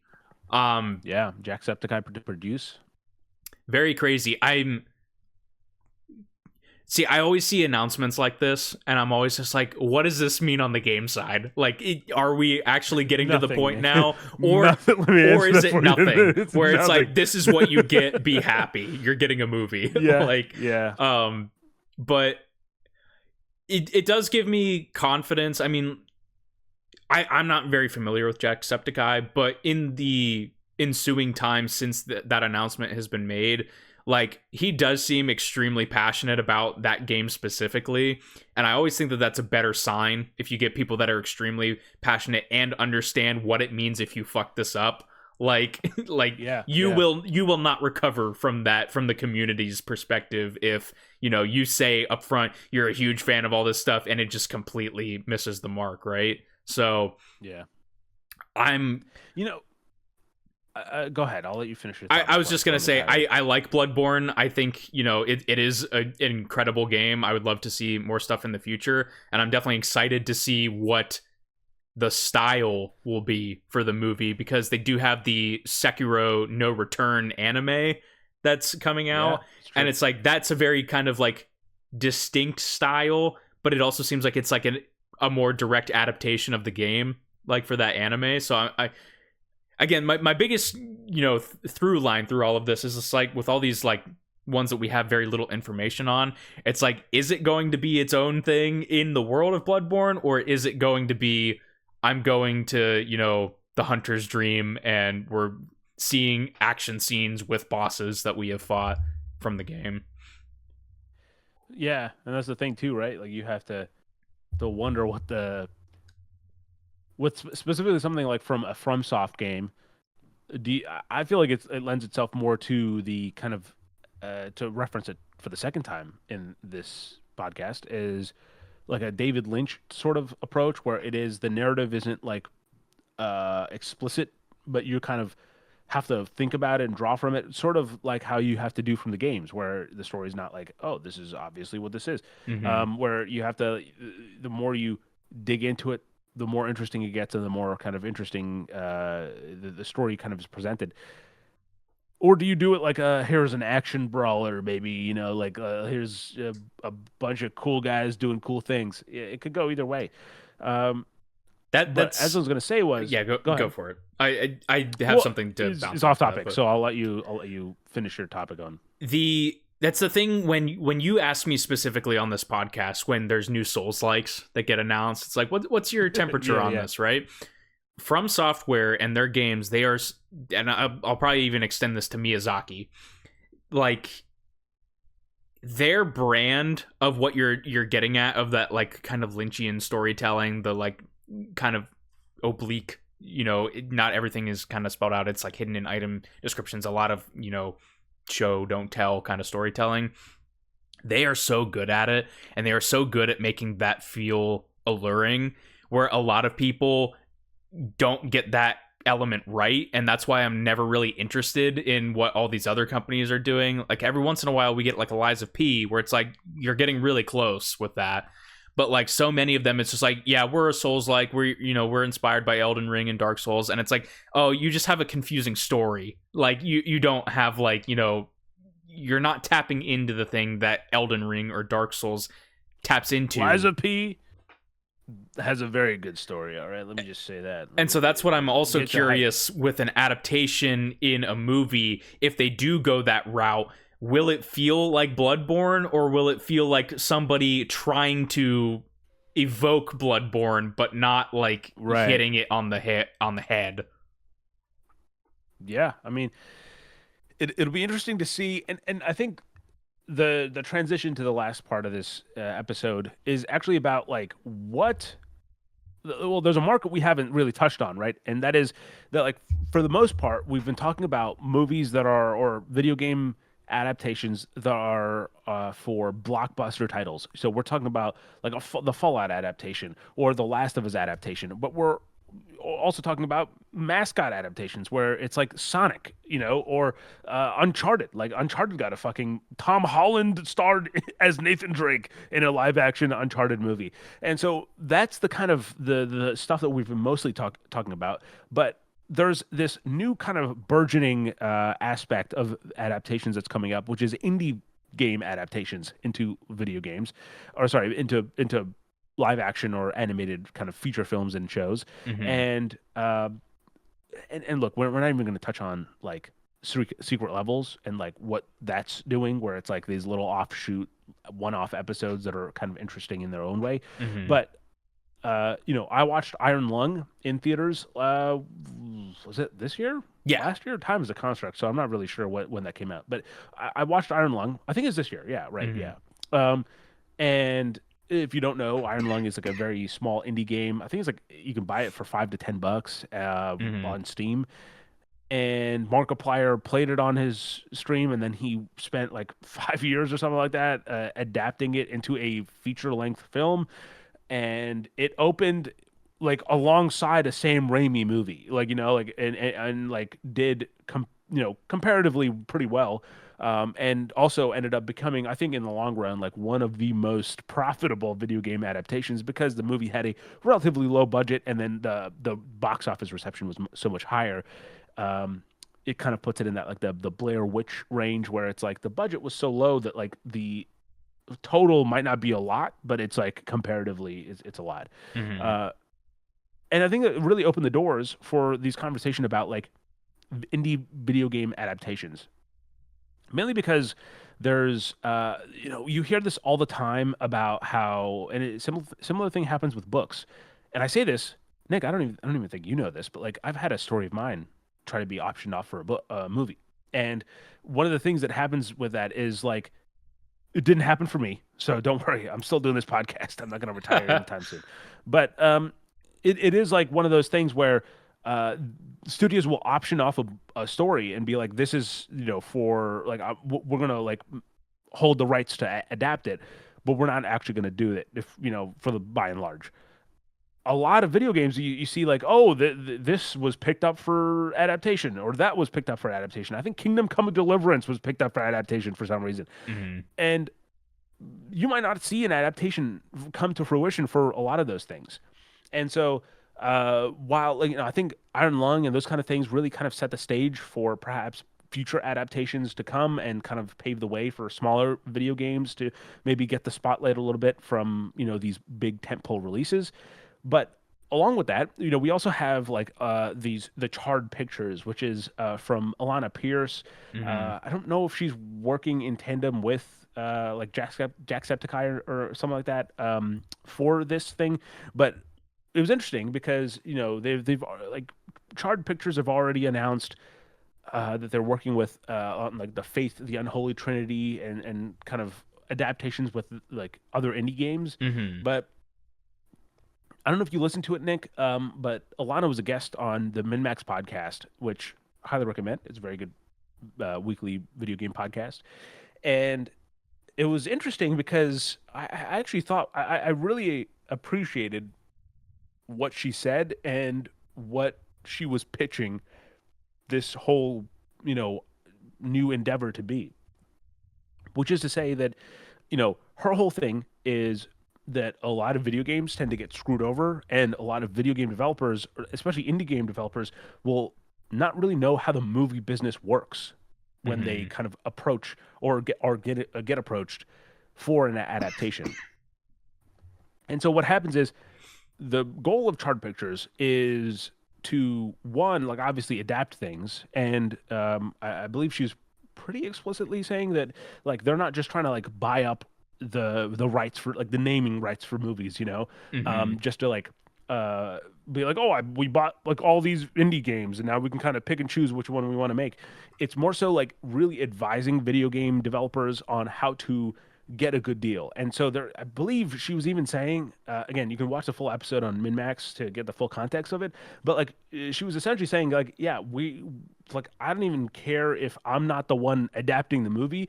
Like, Charred Pictures will help just work out the contract details for an indie developer for their own adaptation, even if it's with some other studio that's not us.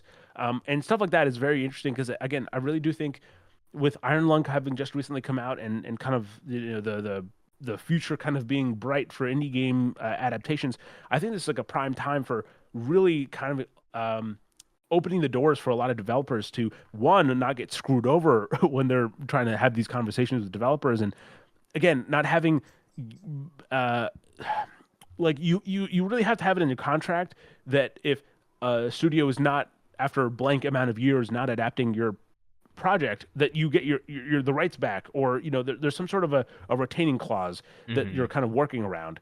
And I think that's kind of the most valuable thing about it, which we'll see how long before like Faith the Unholy Trinity or whatever gets an adaptation or whatever. But Right.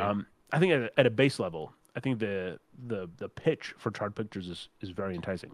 Yeah, it's really cool, and like n- just having developers on board for the conversations, I think is like once I read that about like her announcement of Charred Pictures, I was just like, oh, cool. Like this actually will do some good in the space of Yeah. adaptations, because so often I think it is exactly how you describe, where like maybe some of the bigger companies, if they don't really care, they just, you're like, yeah, you want to make a movie, sure, like take it, and then Yeah. that's the end of it. It's very much I stick my hand out and a check appears in it kind of philosophy.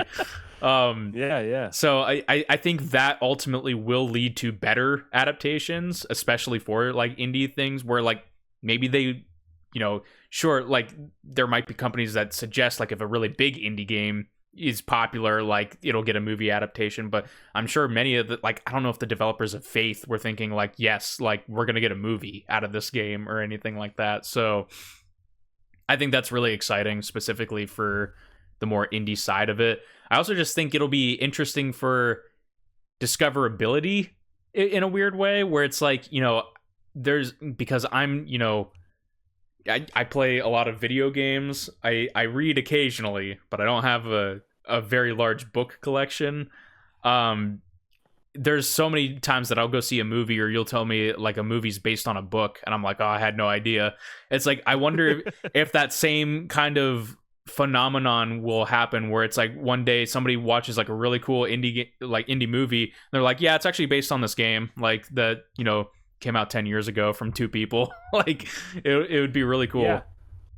And I think that also the I think video game adaptations of indie games specifically are far more enticing, just because I think they're more adaptable. Like they make it like the source material is more adaptable, the themes are more adaptable. I think there's some video games that are like, look, I mean, look, we'll talk about it uh, quickly, but like last episode of Retrograde was about Life is Strange, and literally the week after we posted the episode, there was news that the Life is Strange TV show was kind of moving ahead or whatever. And that's a kind of a loose example, but like there are certain things that I feel are more adaptable, in terms of just being a more interesting kind of narrative for movies or TV shows than they might even be for video games. And Mm-hmm.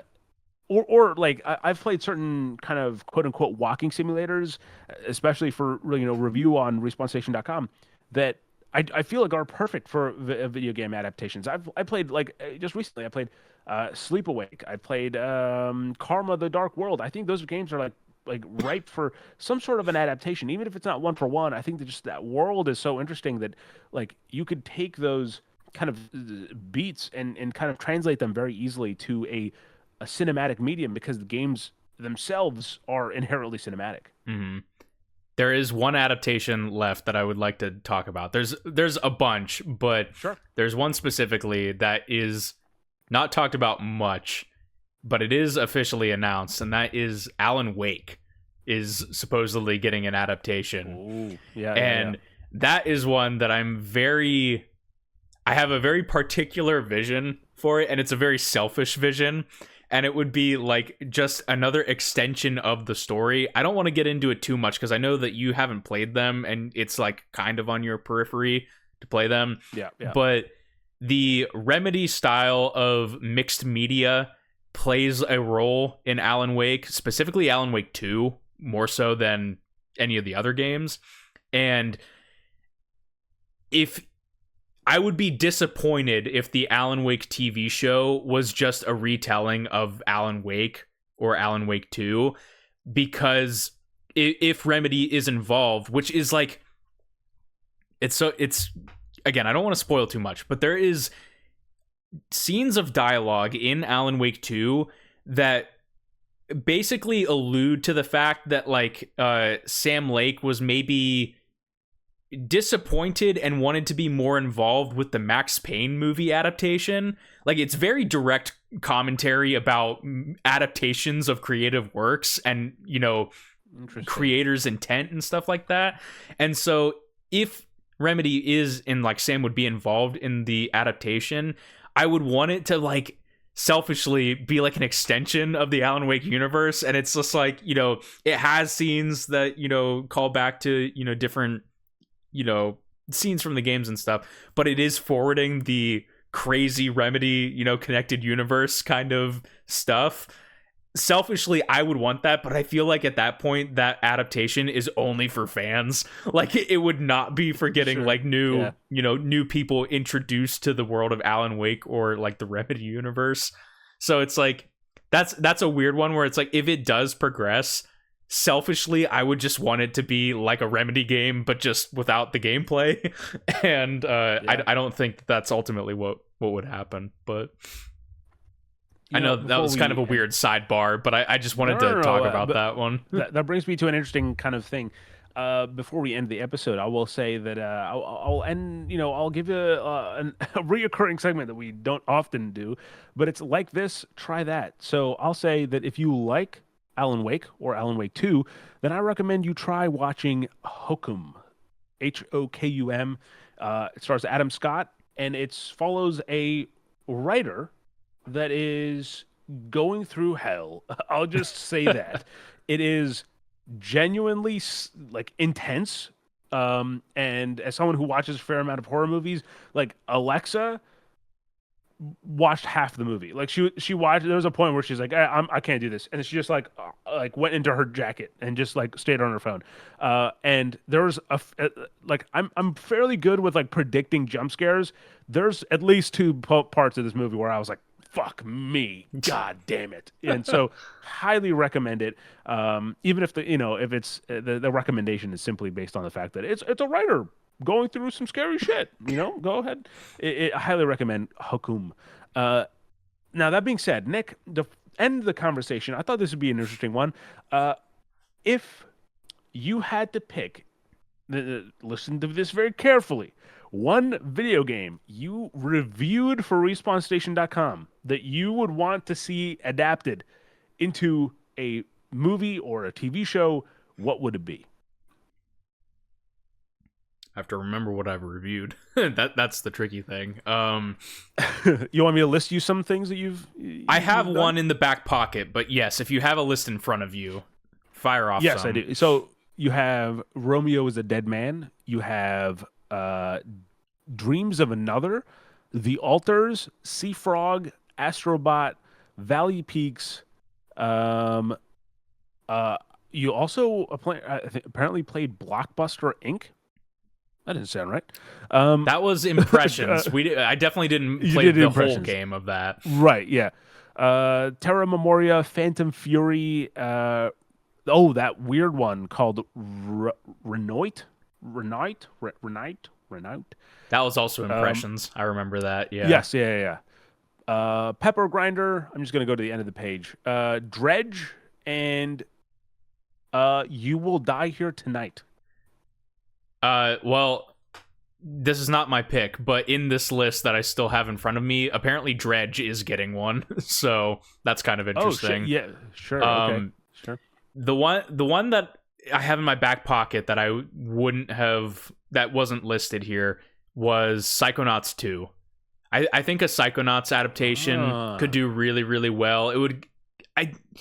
Part of it would probably be like I could imagine people comparing it to like Inside Out, maybe in some ways. I've not seen Inside Out, but I know it has to do with like emotions and people's, demons and things like that. But I think Psychonauts is really prime for something like that. Even the art style and stuff, like for an animated kind of thing. It has all the heart, it has drama, it has humor. That's probably the one that I would be like, if they announce tomorrow, like, oh, this animation studio is doing a Psychonauts, like, if Guillermo del Toro is doing a Psychonauts adaptation, it's like, yeah, that would be super exciting. There was one other one that you mentioned in there that kind of made me smirk. I'm blanking on which one it was now, but the Pepper Grinder, Phantom Fury, Terra Memoria. No, it was Valley Peaks, Astrobot. It was around there. What was the other one? One more. Altars. That was Dreams of Another. Okay. Altars, I think that could also do well. I remember talking in my review specifically about how the narrative works in that game and how it's like you kind of need a game to be able to get the full impact of that story. So I think that would be a hard thing to adapt. But I do think that one's also uniquely kind of like The Martian meets, this other, kind of cerebral social deduction, split even kind of thing. So like, I think that one could work also, especially after the success of Project Hail Mary. People are probably wanting space movies again. So yeah. What about you? Is there any that come to mind for you that you would want to see? Well, I think that, like, I'm going to rule out, like, for example, like, Kina, the Bridge of Spirits is already, like, a Pixar movie. Like, you know what I mean? Like, right. It's just in presentation. So I don't think, like, that would be all too new. I'll tell you what, maybe it's call it intuition. I feel like I played this game called A Quiet Place: The Road Ahead. I feel like that'd be a great movie franchise. Maybe like a horror franchise, part two, three. I think there's something there to develop. But if I was to come up with something different, there's two that really stick out to mind. That I would think would be really cool adaptations. One is Alone in the Dark. I think that there was in the 2000s. I think there might have been an Alone in the Dark I think there adaptation. is, yeah. But like I'm specifically talking about the 2019, I believe. Yeah, I think 2024. Yeah, 2024 movie. Sorry, video game called Alone in the Dark, the reboot from Pisces or PCs Interactive that came out. I think that would it's very cinematic already, and I think you just kind of like have to polish around some of the kind of script and stuff to really fine tune it. I think that would be a really good movie, like a one-off movie about this and I think it would be the same story. You're just kind of like trying to capture the atmosphere of that. The other one, which I think would be a really cool kind of anthology TV show, is a game called Into the Dead: Our Darkest Days, which started out actually as a mobile game back like in 2011 or something like that, 2012. And yeah, Into the Dead is just kind of like this really interesting, atmospheric zombie apocalypse game where you kind of dictate the way that these characters' lives are shaped. And I think that could be like an interesting kind of set of vignettes throughout like the zombie apocalypse of characters surviving. Because the game actually starts out and there's like, pick this survival pair or pick this survival pair, and you can kind of like, continue that way. I think it'll be interesting to play around with. But anyway, that's all I have. Those are the games that I think are worth adapting. Let us know if you have video games that you think would be ripe for video game adaptation, or sorry, movie adaptation of a video game, or TV show, or whatever. And there's we didn't also even talk about this, Nick. I was gonna say there's also a ton of adaptations that we didn't talk about, so also throw down there if any that you're looking forward to that we didn't mention. I was actually thinking like it would be. I don't think we've really talked like. Has there been video game adaptations that became books? Like, you know what I mean? I'm just trying to think of how that would work. Oh, go ahead. I have one sort of thing. It's not exactly what you're describing, but there is a Star Wars novel that takes place in between Jedi Fallen Order and Jedi Survivor. I see. So, like, that might be the closest thing that I could think of, where it's like, it is specifically those video game characters and that story. Yeah. But, maybe there's room here we can develop. But that'll be a topic for another day, because that brings us to the end of yet another episode of the Respawn Station podcast and a brand new season. I hope you're enjoying the ride so far. I think we've had some rather interesting conversations to start off this brand new season, and we have some more interesting ones on the horizon. Again, there's some ones that we're doing deep dive research for. You're going to have to stay tuned. So if you're new around here, be sure to subscribe. If you're watching it or listening to this on Spotify, then be sure to leave a rating as well, because we're trying to get that rating score up and just kind of make our egos feel a little bit better. Really, that's about it. If you're new around here, I'll also check out RespawnStation.com. That's kind of the bread and butter of what we kind of do. We're definitely not as heavy on the website since we do a lot of the video stuff, but it's kind of like the big thing that like a lot of publishers and developers still look at. So definitely check that out and bookmark it to stay up to date with what we're kind of yapping about with words instead of speech words. But with that beautifully eloquently worded thing said, thank you so much for watching. Nick, anything else for the people? No. Yeah, I couldn't have said it better myself. And I for what it's worth, Nick, I do think that Slippy Toad would be rather kind of crazy in the sheets. But with that said, as always, people, thanks for watching, and until next time, as always, have a good night, a good morning, and a damn good time.